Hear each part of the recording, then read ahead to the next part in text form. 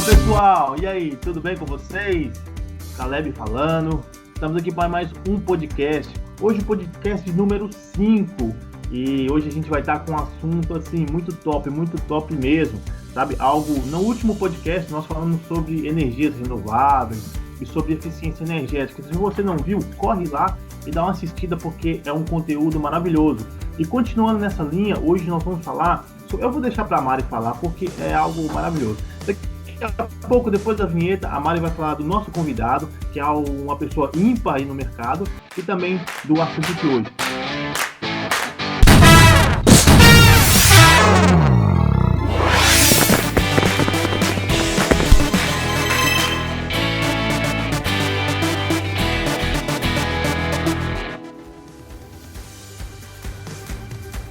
Fala pessoal, tudo bem com vocês? Sejam bem-vindos, como o meu amigo Caleb acabou de falar, ao 5º episódio do podcast do canal Clima. Sejam muito bem-vindos. Hoje a gente vai entrevistar uma pessoa muito especial. A gente vai falar sobre certificações e sustentabilidade. E para isso, a gente convidou o nosso colega engenheiro Eduardo Yamada, que vai estar nesse bate-papo com a gente. Eu vou fazer um resuminho do currículo dele, que é muito vasto para eu colocar inteiro aqui, mas é uma pequena apresentação. Ele é gerente técnico de sistemas prediais do CTE, engenheiro civil e mestre em engenharia de sistemas prediais pela USP, LID-AP, integrante do comitê executivo ASHRAE, Chapter Brasil, onde é chair de sustentabilidade, e do comitê diretor do BCA Chapter Brasil. É professor de cursos de especialização e pós-graduação nas universidades FAAP, Mackenzie e USP. E agora, nosso colega, quero agradecer primeiramente, Eduardo, sua presença, sua disponibilidade em estar aqui com a gente e poder estar batendo esse papo com a gente, falando sobre a sua área de atuação, e agradeço novamente a sua presença aqui.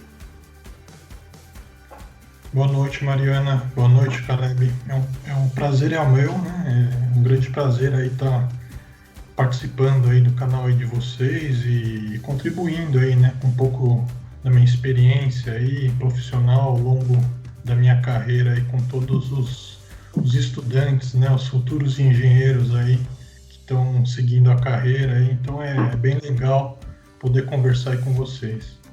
Maravilha. Mari, antes eu só queria falar um negocinho. A gente comentou no começo desse canal, Yamada, que o intuito desse canal aqui é compartilhar com o mercado, né? Já que nós, né, estamos aqui e temos acesso a tanta informação e a tantas pessoas de tanto conhecimento, então nós resolvemos abrir esse canal para estar contribuindo, né? Para alcançar, para levar o conhecimento a pessoas que às vezes não têm esse acesso, né? Tão fácil, às vezes até pessoalmente igual a gente tem. Para nós é um privilégio muito grande isso. E desde que a gente começou a fazer esses podcasts, hoje o podcast número 5, né? Já passaram 5 capítulos. Nós trouxemos só pessoas assim que somam muito e só conteúdos de muito valor aí para o pessoal que tem nos acompanhado. Então, para nós é um privilégio muito grande estar hoje trazendo você aqui, né? Para estar somando, né, e com um assunto assim tão especial, né? No mundo em que vivemos hoje. E no mundo que o futuro nos espera, né, que é a parte de certificação, e o que a gente vai estar falando mais aqui, né, de várias certificações, de eficiência energética, e também aí o que agrega ao conforto e ao meio ambiente. Então, eu fico muito satisfeito, né, em estar fazendo esse trabalho aqui, e também estar podendo compartilhar o conhecimento com as pessoas que nos acompanham. É isso aí, Mari. É isso aí, Caleb. E aproveitando essa deixa aqui, eu vou aproveitar e pedir para o pessoal que está aí assistindo, acompanhando o nosso trabalho, não se esquecer de se inscrever no nosso canal, curtir os nossos vídeos e acompanhar a gente nas nossas redes sociais, compartilhar com seus colegas de profissão, colegas de faculdade, familiares, quem vocês acham que vai gostar desse conteúdo. E é isso, galera. Não pode deixar de dar aquele like, né? É verdade, cara. Eu esqueci do like, poxa vida, olha só. Vamos lá, Mari. Vamos lá. Bom, Yamada, eu queria, assim, como para começar o nosso bate-papo, eu queria que você falasse um pouco de você, como que você entrou nessa área de certificação, né? O que você viu nesse mercado? Bom, perfeito, Mari.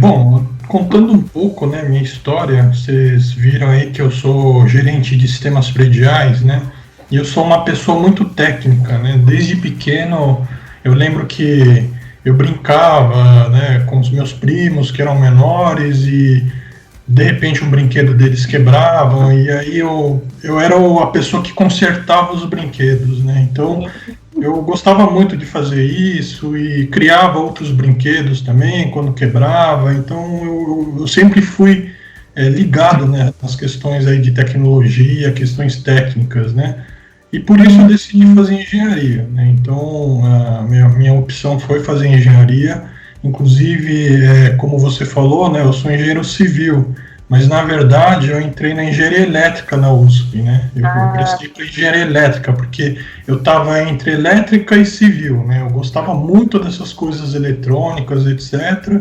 Mas por outro lado eu gostava bastante da parte de edificações, né? Eu lembro do meu pai ele trabalhava numa refrigeração, né? Que fazia balcões frigoríficos, etc. E eu adorava quando pegava aqueles gabaritos, né, cheio de desenhos, etc. E eu adorava desenhar casas com instalações, com lâmpadas. Engraçado, né, coisa que a gente vê hoje e percebe que desde lá, né, do começo a gente já tinha um pouco dessas afinidades, né. E aí eu decidi, né, quando eu fui prestar vestibular, decidi fazer engenharia elétrica. Só que, assim, eu entrei na USP, na elétrica, né, eu fiz 3 anos de elétrica, e infelizmente o meu terceiro ano eu não pude, aí assim, no final do terceiro ano eu mudei para civil, né, que eu achei o curso de civil bem mais abrangente em termos de conhecimento, né, que você tem lá no curso de civil desde edificações até pontes, aeroportos, estradas, né, então ele é bem mais amplo, né, o contexto. E como eu falei, eu gostava muito também de desenhar casas, né? E a elétrica acabou assim meio que me decepcionando um pouco, porque a elétrica você segue, né, você precisa seguir uma área, né, um rumo. E aí quando você segue um rumo, sei lá, microeletrônica, você, a partir do terceiro ano, você só vai se especializar naquela área, né? E não vai ter uma visão um pouco mais ampla, né? Então eu acabei mudando para civil no meu terceiro ano lá de USP, né? E aí eu fui para civil. E aí eu acabei perdendo o terceiro ano, mas aí eu corri atrás, consegui formar aí com mais 3 anos, né? Lá na civil. E aí na época que eu formei, o mercado da construção estava ruim, estava em crise, era final de 97, né? A economia não estava boa também, o mercado da construção estava em crise, etc. E aí eu decidi engatar o mestrado, né? Então foi onde eu tive a decisão de continuar ainda na faculdade e me especializar numa área, né? Uma área mais específica. E aí que eu voltei um pouco para a parte elétrica, porque eu decidi seguir a área de sistemas prediais, mas na área de automação predial, né? Eu comecei a ver aquelas coisas de edifícios inteligentes, e aquilo me fascinou. Eu falei, não, eu quero me especializar nisso, né? E aí eu fiz mestrado em sistemas prediais lá na Poli também, né? Eu já formando, já entrei no mestrado. E aí eu fiz 2 anos de mestrado e saí lá do mestrado. E aí eu falei, não, agora eu preciso cair no mercado. E aí eu fui para o mercado, né? Eu trabalhei primeiro numa construtora como engenheiro de instalações. Fiquei 1 ano nessa empresa. E depois eu fui para projetos, porque eu vi que, né, a realidade, né, imagina, você faz o mestrado com aquela ultra teoria, né, da academia, depois você vê o mundo real, que não é nada daquilo, né? São mundos extremamente diferentes, né? Exatamente. Aí depois eu caí no mundo dos projetos, né, que eu gostei bastante, né? Então eu fiquei 10 anos fazendo projetos, fiquei fazendo projetos bastante de automação, que foi uma área que, como eu falei, né, me atraiu bastante. E depois também eu aprendi a fazer projetos elétricos e hidráulicos. Então, assim, né, todos esses anos de projeto eu aprendi muito, questões de normas, né, a questão aí de seguir regras, né, projetos eficientes, projetos com racionalidade, né? E isso me trouxe uma bagagem muito boa na questão teórica de projetos, né? E aí eu decidi entrar nessa área de sustentabilidade para realmente conhecer outros rumos dentro dos projetos. Então, para mim foi ótimo, né, ter trabalhado aí, depois que eu trabalhei 10 anos em projeto, eu entrei no CTE e foi onde eu escolhi essa área de sustentabilidade, porque aí eu percebi que eu ia ajudar os projetistas a fazerem projetos mais eficientes, mais sustentáveis, né, para promover aí o bem-estar das pessoas, a questão aí de, né, os impactos globais, aí, aquecimento global, né, a questão aí de camada de ozônio, etc. Então eu decidi seguir nessa área que para mim seria um bem maior, né, além de estar executando o projeto seguindo normas. Foi a maneira como você encontrou de agregar conhecimento, né, para a área da engenharia, de agregar valor para a área da engenharia com o seu trabalho. E você falou que quando assim que você formou, você já saiu para o mercado, você já viu ali alguma coisa em relação à tecnologia e aquilo que te chamou a atenção. E isso eu estava falando de 97, 98, né? Exatamente. Como que era, ou como que é a diferença desse mercado de lá para cá? Né? Qual que é o range? Logicamente teve uma diferença, né? Enorme, mas você pode falar assim um pouquinho, naquela época era dessa maneira que se portava, hoje, como que essa diferença de sair do mercado, a diferença que você viu de tecnologia que te chamou a atenção para que tem hoje? Perfeito. Lá em 97, né, ano 2000, a gente via muito a questão de edifícios inteligentes, né? Então a automação estava começando a ganhar corpo, né? O São Paulo, Brasil começou a fazer projetos de torres corporativas para grandes lajes de escritório. Então, nesse momento, 95 a 2000, né, a década de 90 principalmente, a parte de automação predial era o mote, era sustentabilidade na época, né? Na época era automação predial, era inovação em termos de empreendimentos, principalmente corporativos, né? Então, por isso que eu abracei, né, esse tema e fiquei 10 anos fazendo projeto, justamente nesse momento que a automação estava tendo uma grande demanda, procura, né, por conta aí de edifícios inteligentes, etc. Então, eu também peguei um pouco dessa onda aí que teve esse boom aí de automação, né? E eu percebi assim que os projetos de automação era aquele negócio, né? A gente concebia com o máximo de eletrônica, né, de sistemas automatizados, e na hora do cliente pagar, ele tirava tudo, né? Quase a grande maioria, porque ele não sabia o preço, né? Ele queria na hora dele pagar, ficava só esqueleto, né? Já é outra história. Então, foi uma época que a automação também teve que evoluir, a gente aprendeu muito com a automação e veio o que seria, assim, mínimo necessário, né, para um bom projeto de automação. Não viajar tanto nas questões aí de eletrônica, tecnologias, porque aí o custo se torna realmente inviável. Ainda mais numa época que, eu posso dizer que nessa década, né, de 90, 2000, quase todos os equipamentos de automação eram importados. Então, realmente o custo era bem assim, restritivo, né? Exatamente, era só para prédios de altíssimo valor, né, valor agregado, torres corporativas que realmente colocavam automação predial. E é engraçado, né, aí eu migrei para esse mundo da sustentabilidade e aí o pessoal também vê, né, não, o prédio sustentável é mais caro, etc.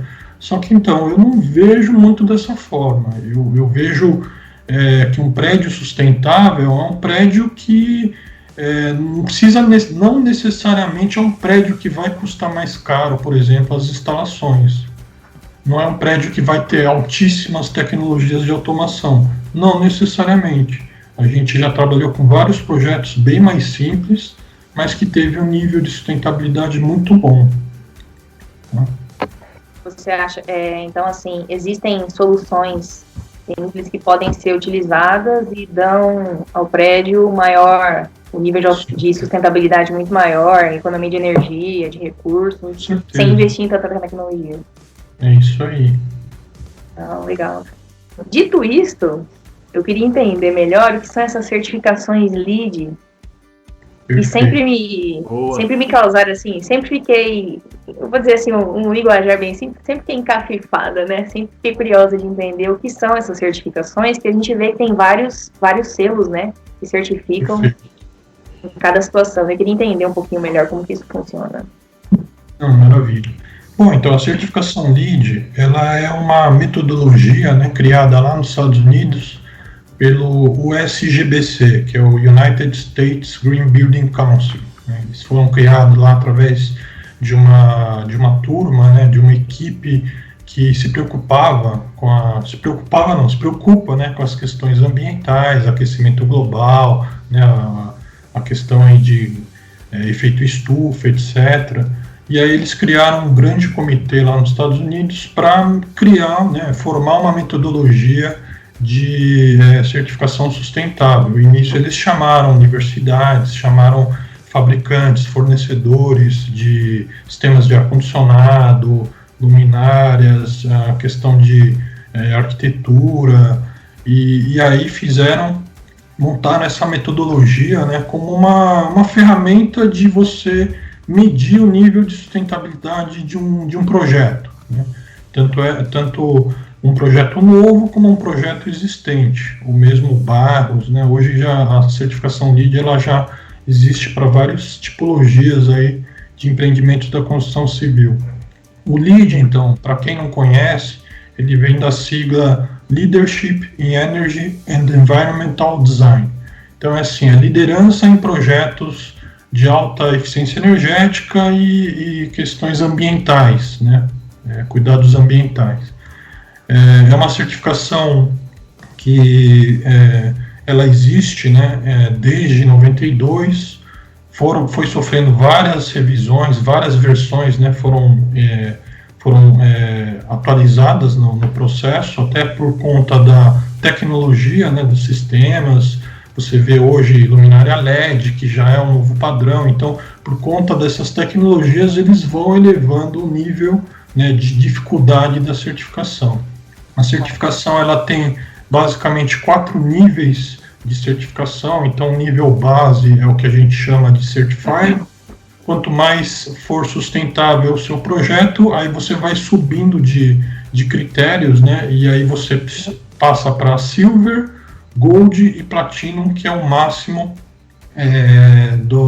de um projeto sustentável, né? Então, um projeto Platinum é o que agregou mais as questões aí de sustentabilidade e eficiência energética desde a fase lá de projeto.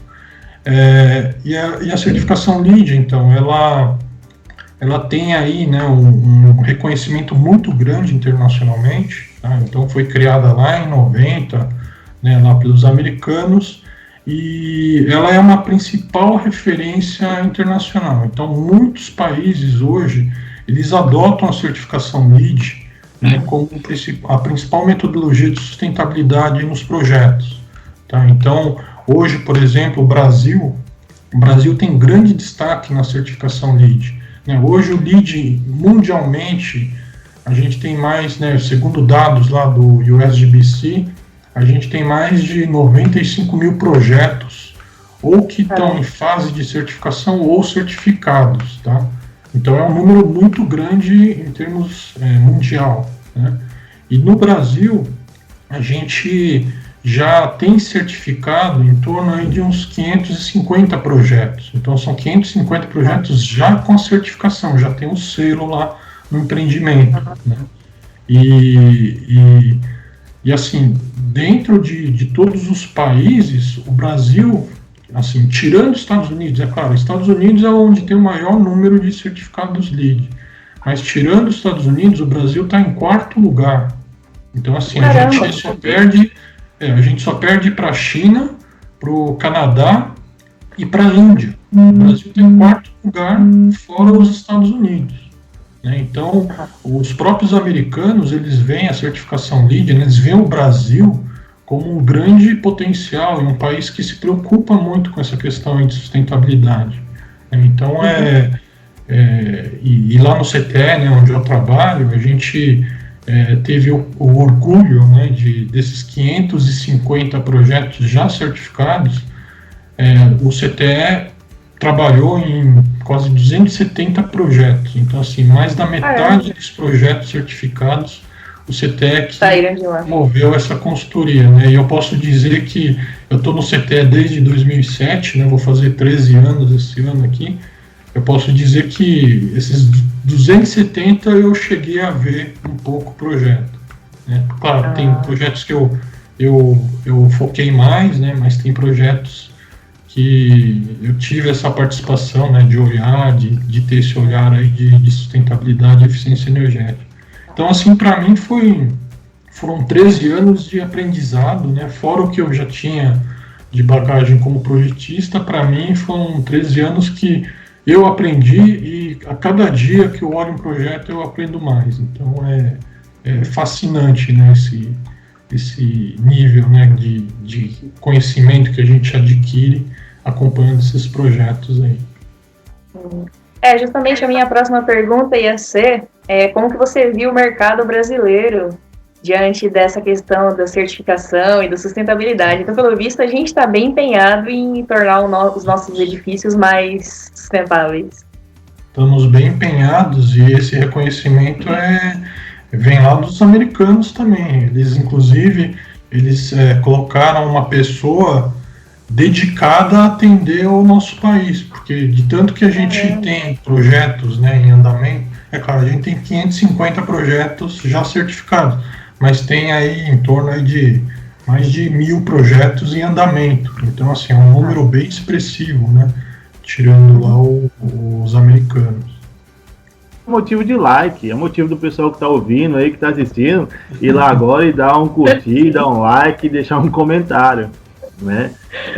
Com certeza. A notícia boa, né? A gente saber que o nosso país está tão bem, né? Em um tema tão importante, né? Quanto para nós, quanto para o mundo no geral, né? Saber que tem pessoas competentes trabalhando em cima disso. Então, isso é muito bacana. Eu queria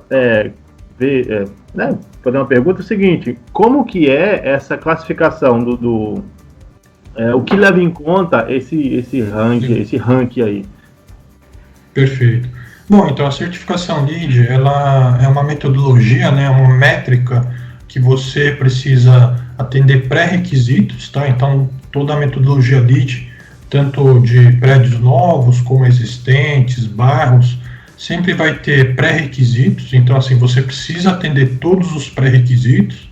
Se você deixar de atender qualquer pré-requisito, você já não certifica a LEED, tá? E fora isso, tem alguma tolerância nesse pré-requisito? Tem alguma tolerância de atendimento? Não, então, pré-requisito, assim, se o seu projeto se enquadrar nesse requisito, você tem que atender. Se não atender, você já perdeu a certificação. Tem que atender todos os pré-requisitos. E depois você precisa conquistar critérios, né, créditos que eles falam. Então, cada critério vai conceder pontos dentro dessa métrica da certificação LEED. E, assim, para você chegar naqueles níveis, né, que eu falei, tem o nível Certified, Silver, né, prata, ouro e platino. Aí é em função dos pontos. Então, se você atendeu os pré-requisitos e chegou de 40 a 60 pontos, você já está no nível Certified, tá? Então, você precisa conquistar vários critérios, tem que atender vários critérios para ir somando pontos. E aí de 60 a 70 você está no nível Gold, tá? De 70 a 80, acima de 80 você vai para o nível Platino, tá? Então é uma métrica, como eu falei, você vai atendendo os requisitos e vai ganhando pontos. Dentro da metodologia LEED, então, basicamente existem 4 grandes temas, tá? Então, um é focado em terreno sustentável, que se refere a questões aí de escolha do terreno, a questão aí de acesso ao transporte público, né, que isso é muito importante, porque tem uma relevância a questão aí de emissões de gases de efeito estufa, né, então o LEED incentiva o uso aí de transporte público, questões aí de ilha de calor, questões de água de chuva, né, que o prédio ele precisa ajudar a reter água de chuva para evitar o grande descarte nas redes públicas, né, para evitar enchentes, etc. Então tem esse primeiro tema, tem um segundo tema que é de água, que é você usar estratégias no projeto, tá, para você reduzir o consumo de água potável, né, que é a água mais nobre. Então aí você usa dispositivos economizadores em metais, ou você trata água de chuva, ou mesmo trata águas cinzas ou negras, né, para reutilizar em bacias sanitárias ou mictórios.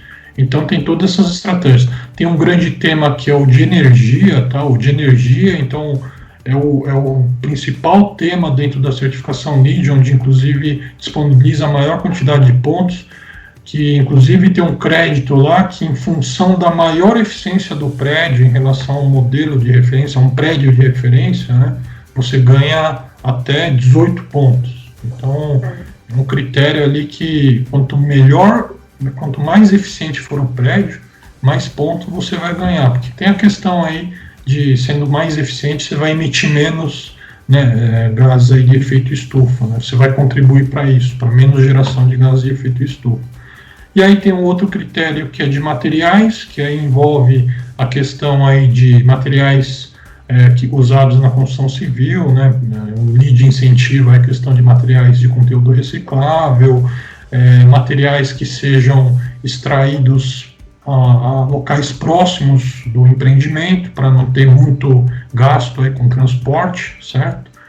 E também aí tem o último tema, que é de qualidade do ambiente interno, que aí foca aí na questão da qualidade, né, do ambiente para as pessoas, para promover bem-estar, né, a questão aí de conforto térmico, a pessoa ter vistas, né, no empreendimento, que isso psicologicamente melhora a produtividade das pessoas. Então são vários, assim, se eu falar aqui do LEED, a gente vai ficar por horas e horas. Né? Então, vale vários episódios de podcast para cada certificado, né? para cada questão.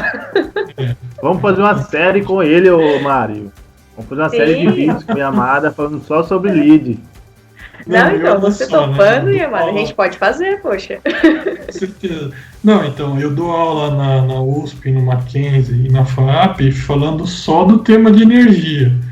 E isso, assim, são 3, 4 aulas, né? E é um tema extenso. Agora, falar do LEED como um todo é muito grande, muito requisito, muita informação.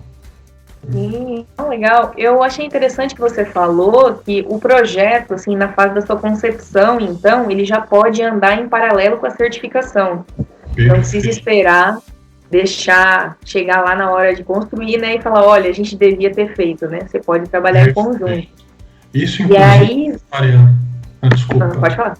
Não, isso, imagina. Pode Mariana, é fundamental para viabilizar a certificação LEED, né? Então, os primeiros casos que nós tivemos de demanda de cliente buscando a certificação LEED, a gente entrou num momento muito tardio, a gente entrou no momento que os projetos já estavam entregues, já estava comprando, né, os equipamentos, materiais na obra, e aí o investidor, o proprietário falou, não, eu quero ter o selo LEED no meu prédio aqui. E aí quando a gente entrou nesse momento, é onde teve o maior impacto, né, porque imagina, teve que barrar compras de materiais, teve que revisar projeto, então o custo encareceu demais, né, para ter a certificação LEED. É por isso que então os primeiros projetos que a gente trabalhou saiu até no mercado na época que um empreendimento LEED custa 20% a mais que um empreendimento não LEED. Isso é mentira, assim. Hoje, se a gente entrar desde o início do projeto, tendo toda a orientação com os projetistas, a gente consegue fazer um empreendimento que, se bobear, pode sair até mais barato do que o projetista está especificando no início lá. porque a gente já pegou projetos, né, com projetistas que falam, eu já fiz um monte de projeto lead já. E aí a gente olha e fala, não, mas você não precisa de tanta tecnologia, não precisa disso. A gente comprovou aqui pela simulação que você não precisa estar gastando, investindo num sistema caríssimo. Né? Atende isso que já está, né, atendendo aí a pontuação, o critério da certificação LEED. Então, tudo depende do momento que a gente entra, e quanto mais cedo a gente entra com essas orientações, mais barato vai se tornar, né, o prédio para conseguir o selo LEED. Então, isso a gente sempre fala com os clientes, e graças a Deus os clientes agora eles estão procurando a gente lá no início do projeto. Eles estão mais conscientes, né? Exatamente. Aí eu queria te perguntar a questão, né? A gente tem o comissionamento, né? O famoso comissionamento, e o TAB. Qual seria a correlação de todas essas áreas, né? Porque elas têm que ter uma harmonia para trabalhar juntas, né? Com certeza. Principalmente no começo do negócio, né? Perfeito. Aí vai até um ponto, né, que é bem importante na questão do comissionamento, e eu entendo, eu trabalhei na parte de projetos, né, trabalhei como instalador também, e hoje eu vejo que então o mercado ainda tem um entendimento equivocado do comissionamento, principalmente o que o LEED exige, tá? O comissionamento que o LEED exige, ele se baseia numa norma ASHRAE também, né, assim como várias normas que o LEED referencia na questão de eficiência energética, vem da ASHRAE, né? E o comissionamento, segundo a ASHRAE, ele é um processo que se inicia onde? Lá no nascimento do projeto. Então, por isso que eu também me encantei com esse processo de comissionamento, porque é justamente etapas que eu trabalhei, eu vivenciei, né? Então eu já fui projetista e eu sei da importância de você ter um acompanhamento, uma orientação lá no nascimento, lá no projeto. E o processo de comissionamento LEED, ele se inicia lá, né, no nascimento, junto com o cliente, o que o cliente espera, né, ele tem a expectativa de um sistema, né, de como vai operar, eficiência, etc., lá no início. Então a gente já define junto com o projetista e vai percorrendo toda a cadeia da construção. Então o processo de comissionamento para a certificação LEED é isso, você é um acompanhamento, né, da questão de qualidade dos projetos e instalações ao longo da cadeia. Então se inicia lá com o cliente, a gente acompanha também os projetistas, orienta, verifica projetos, se está atendendo, né, o que o cliente espera, tá? E aí a gente ajuda na contratação, ajuda na questão de qualidade das instalações, ajuda na questão dos testes, aí que está a diferença do TAB, tá? O TAB é a realização de teste. O TAB ele é importante para você balancear o sistema e atender o que o projeto exige, tá? Então, até para você entender essa diferença, o TAB é um momento lá no final que você chama empresas para fazer os testes. O comissionamento para o LEED, ele nasce lá no início do projeto e a gente vai percorrendo toda a cadeia.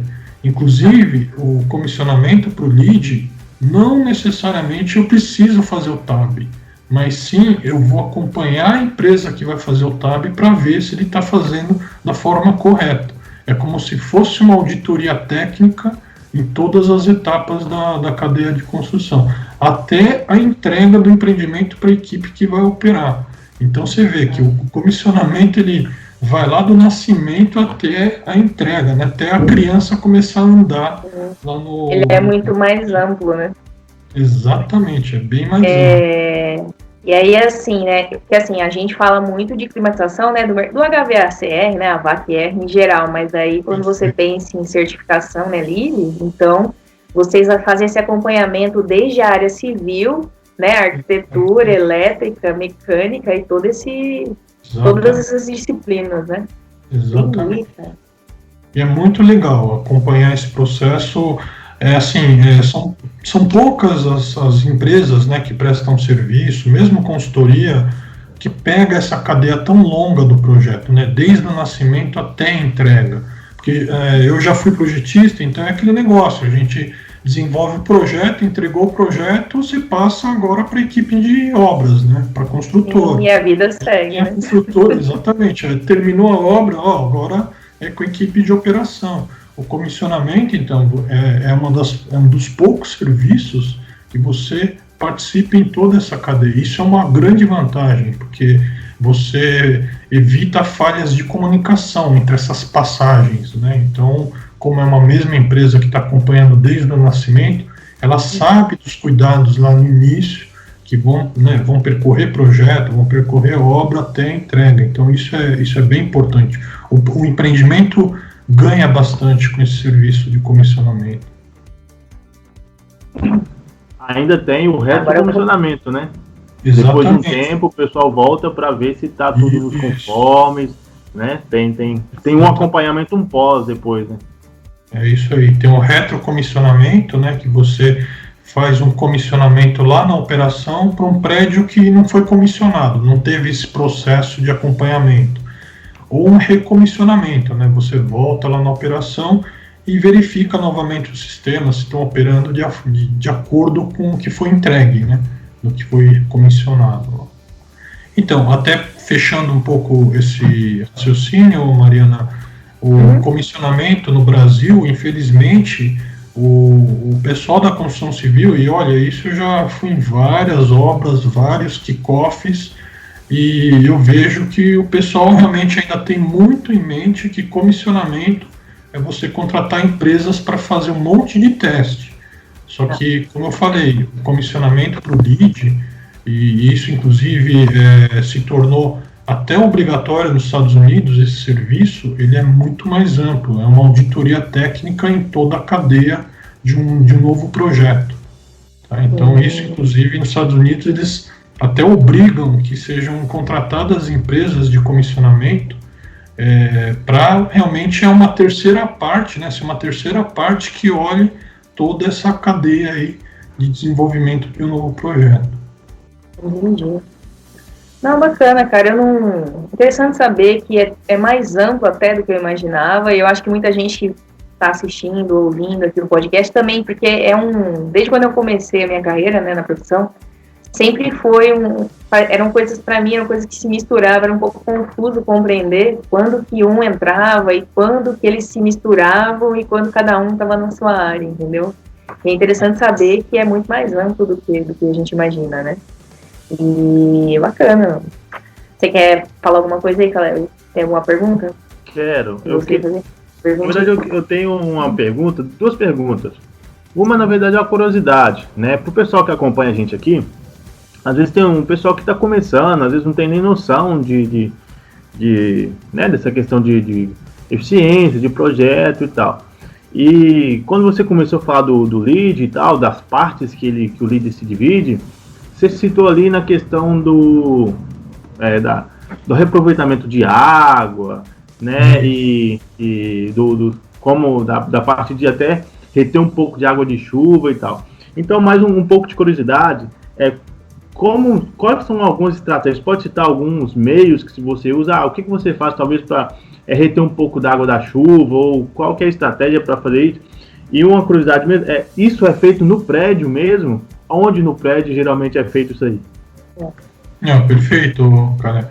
Assim, isso é uma realidade, tá? Então, todas as orientações, né, com o nosso serviço de consultoria, a gente faz todo um estudo de viabilidade, a gente faz, não só define uma estratégia, mas faz estudo de outras estratégias. Então, por exemplo, esse aí da água de chuva, né?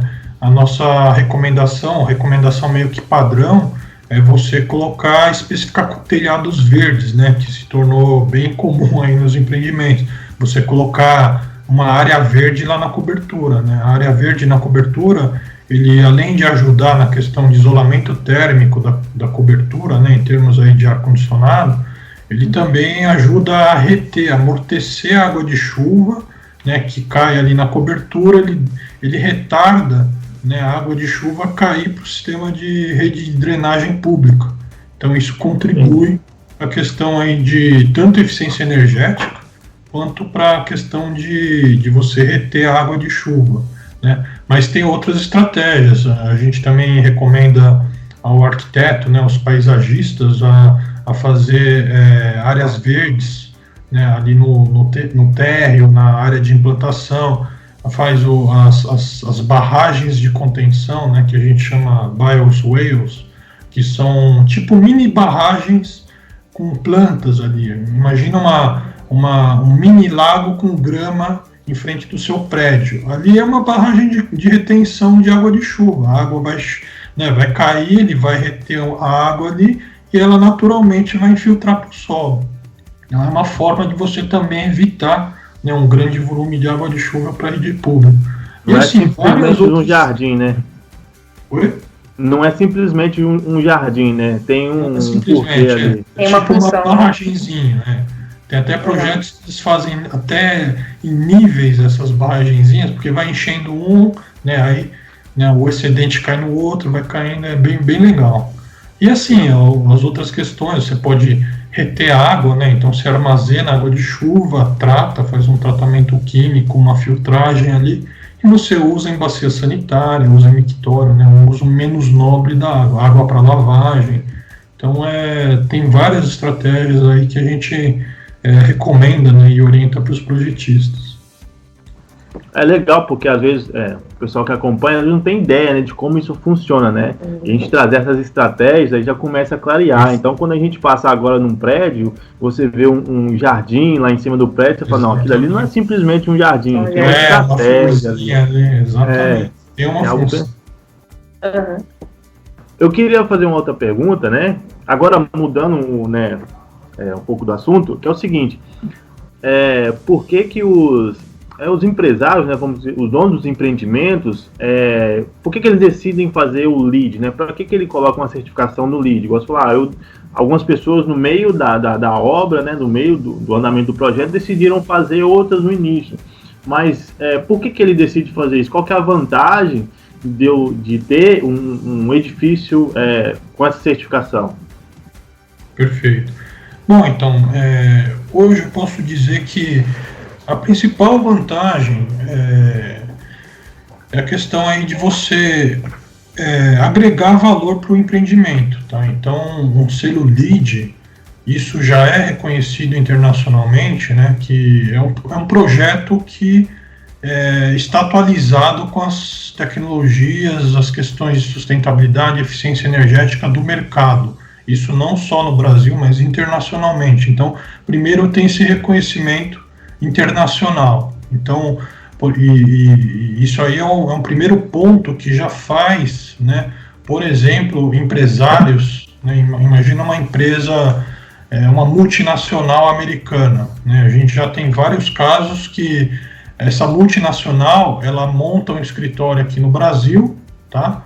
E essa multinacional, ela dá a seguinte orientação: a gente só vai ocupar prédios que tenham a certificação LEED. Por quê? Porque eles sabem que são projetos, né, são empreendimentos que têm a questão aí de sustentabilidade, qualidade do ambiente interno, questão de preocupação com eficiência energética, né, se preocupar aí com questão de água, né. Então, eles buscam primeiro os empreendimentos que tenham essa certificação, porque são empreendimentos que não são obsoletos. Como eu falei, são empreendimentos que estão atendendo, né, as mais modernas exigências aí de boas práticas em sustentabilidade. Então, um primeiro motivo é esse, viu, Caleb? É a questão aí da atratividade. Tanto é que, então, no momento de crise, né, a crise econômica aí que a gente passou aí em 2015, 2016, né, e vem carregando até o ano passado, pra você ter ideia, grandes investidores americanos ou europeus, canadenses, investidores assim, tudo empresas incorporadoras estrangeiras, eles começaram a comprar um monte de prédios corporativos aqui no Brasil, tanto São Paulo, Rio de Janeiro, tá? E adivinha quais os prédios que eles foram comprar? Os prédios que têm selo LEED.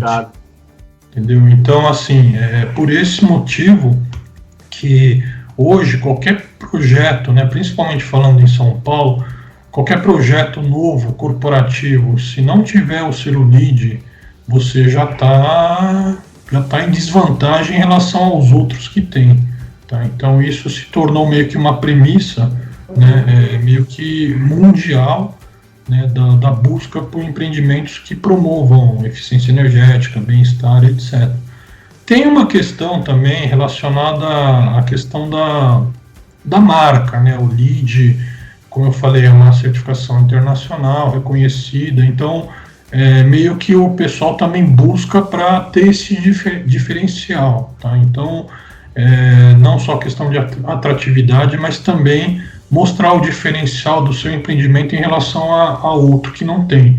Então, por exemplo, eu posso falar da questão de data centers, por exemplo. Data centers era uma tipologia que a gente nunca imaginava que eles iam buscar um LEED, né? Ainda mais que é um empreendimento focado em TI. E foi só a gente certificar um primeiro data center, aí o segundo também quis buscar, né? E aí foi nessa onda, né? Estádios da Copa, né? Estádio da Copa a gente certificou aí 5 estádios da Copa e foi a mesma coisa. Inclusive o LEED foi eleito, né, pela comissão lá da Copa como uma metodologia principal para sustentabilidade. E tanto é que o BNDES ele só financiava dinheiro, né, para os governos desde que tivesse a certificação LEED, a contrapartida, né, de você fazer um estádio mais sustentável. Tá? Então tem todas essas questões, mas o que eu posso resumir e dizer para vocês é que a questão é a atratividade. É um certificado que vai deixar o seu empreendimento mais atrativo. É um projeto que já vai sair, não vai estar desatualizado. Imagina um prédio, né? Imagina um prédio que não tenha LEED. Você começa a fazer o projeto hoje.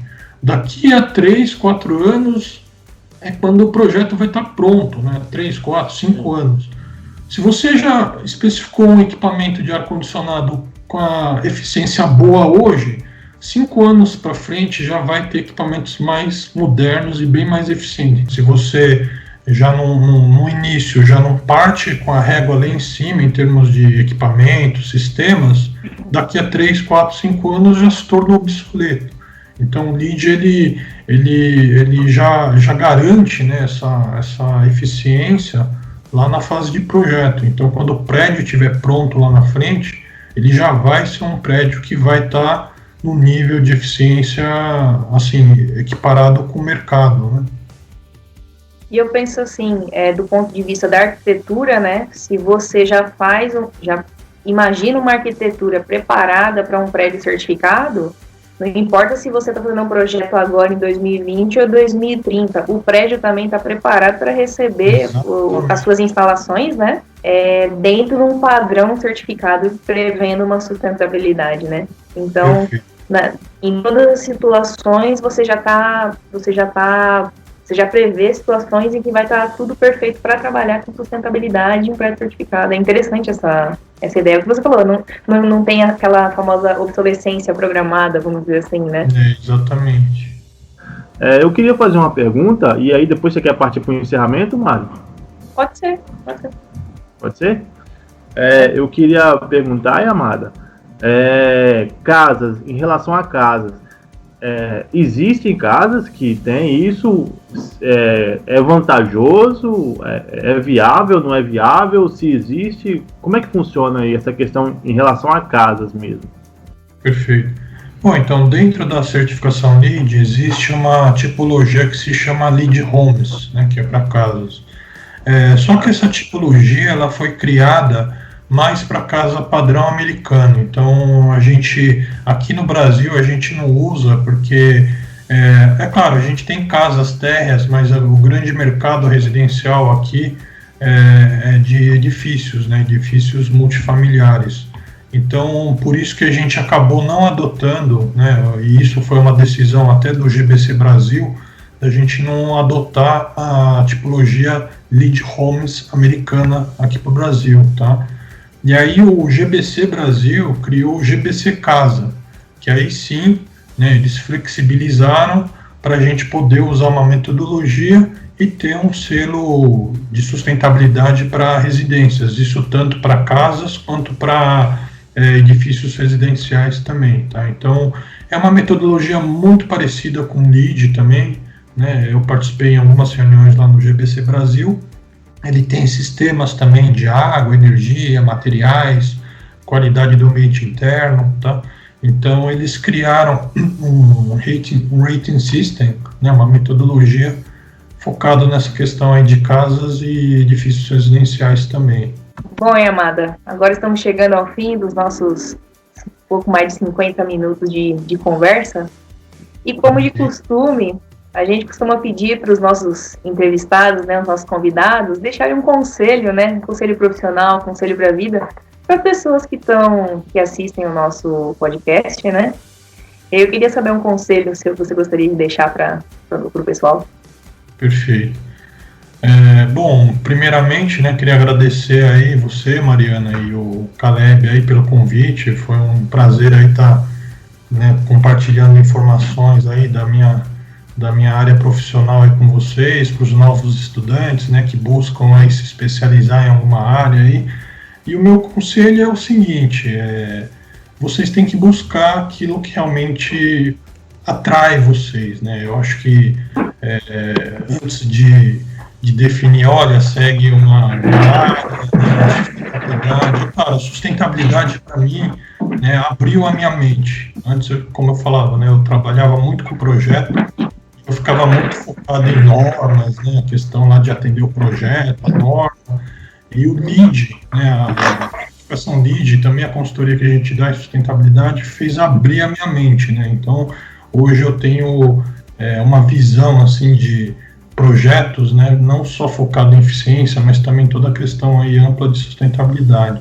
Então, assim, né, o meu conselho é ver vocês primeiro focarem, né, naquilo que realmente atrai vocês, né, o propósito de vocês, né, em qual área que vocês querem seguir, e eu dou um conselho dessa área de sustentabilidade, porque ela também é uma área bem ampla, então não é só a questão técnica de projetos, tem a questão de sustentabilidade, tem a parte social da sustentabilidade, tem a parte econômica, né, tem a parte ambiental também, que é bem importante, e é um tema aí que tá super na moda. Ascensão, né? Não é só um tema na moda, né? O pessoal fala que é na moda. Não, é um tema que realmente veio para ficar, né? A gente precisa se preocupar com as questões aí de sustentabilidade, porque a gente precisa cuidar da nossa casa, né? O nosso planeta, porque se a gente degrada, né, as condições do planeta, quem vai sofrer, na verdade, vai ser nós mesmos. Porque o planeta, ele vai se adaptar, a gente vai, né, degradar a camada de ozônio, vai aumentar os níveis da maré, vai aumentar a temperatura do planeta, etc. Mas o planeta vai se adaptar. O problema somos nós. A gente precisa, né, ter essa preocupação, né, nos projetos para tentar buscar atender aí a sustentabilidade ampla, né, ampla para todos. Sim.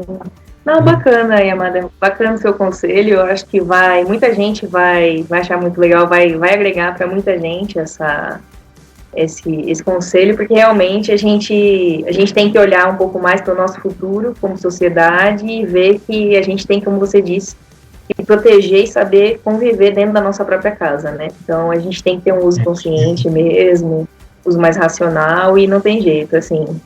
A gente veio para ficar e a gente vai ter que seguir essa tendência, né? Tendência muito entre aspas, na verdade, né? Que é algo que está no nosso cotidiano, não tem jeito. Bom, é isso. Eu quero agradecer a tua presença, né? Em nome do nosso canal. Muito obrigada pela sua disponibilidade em participar. Muito obrigada por estar aqui com a gente, compartilhar muita informação, tanto conteúdo que agregou tanta informação pra gente, para quem está assistindo esse podcast, né?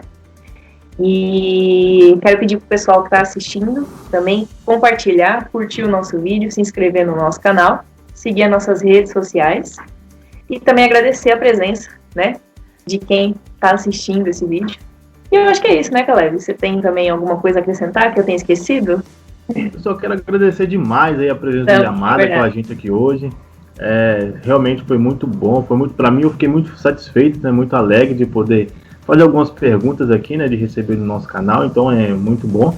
E eu queria pedir ao pessoal que está assistindo para não deixar de dar aquele like, né, camarada, para ajudar, porque quando você dá o like aí no nosso vídeo, o YouTube ele ajuda, isso ajuda o YouTube a entregar para mais pessoas, ele vai ver que o conteúdo é legal, e realmente é um conteúdo muito bom, então isso vai chegar para mais pessoas, né? E se você tá aí vendo aí nos streams, né, tá aí em alguma plataforma de áudio, também se puder deixar um comentário aí pra gente, ou então depois passa lá no YouTube ou nas nossas redes sociais e deixa lá um comentário que você achou do nosso podcast de hoje. Lembrando, né, que a gente vai deixar aqui os contatos embaixo, então se você quiser mandar uma mensagem pra gente, vai estar logo aqui embaixo, aqui na descrição do vídeo.